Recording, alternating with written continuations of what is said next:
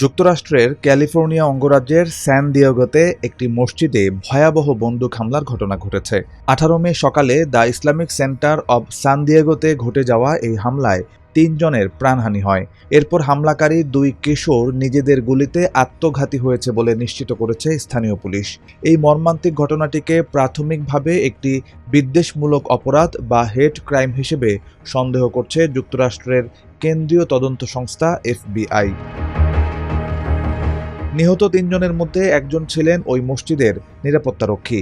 8 সন্তানের জনক এই রক্ষীর অসীম সাহসিকতার কারণেই সেদিন বেঁচে যায় বহু প্রাণ। স্যান দিয়েগো পুলিশের প্রধান এক সংবাদ সম্মেলনে জানান, ওই নিরাপত্তারক্ষীর ভূমিকা ছিল আক্ষরিক অর্থেই বীরত্বপূর্ণ এবং নিঃসন্দেহে তিনি সেদিন অসংখ্য মানুষের জীবন বাঁচিয়েছেন। হামলার মাত্র ঘণ্টা 2 আগে পুলিশের কাছে একটি জরুরি ফোন কল আসে। সন্দেহভাজন এক কিশোরের মা পুলিশকে জানান, তার ছেলে বাড়ি থেকে বেশ কয়েকটি অস্ত্র ও গাড়ি নিয়ে বেরিয়ে গেছে। সাথে তার এক সঙ্গীও রয়েছে এবং তারা দুজনেই সামরিক বাহিনীর মতো ছদ্মবেশী পোশাক পরেছিল। পুলিশ জানায়, বাড়ি ছাড়ার আগে ওই কিশোর একটি চিরকুট রেখে যায়।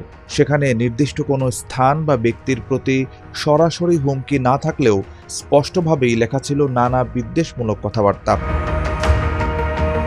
মসজিদের সামনে 3 জনকে হত্যার পর ওই 2 কিশোর, যাদের বয়স 17 এবং 18, তারা দ্রুত গাড়ি নিয়ে পালানোর চেষ্টা করে। পালানোর পথে এক ল্যান্ডস্কেপারের দিকেও তারা গুলি ছোড়ে, তবে বুলেট লক্ষ্যভ্রষ্ট হওয়ায় সৌভাগ্যবশত তিনি অক্ষত থাকেন।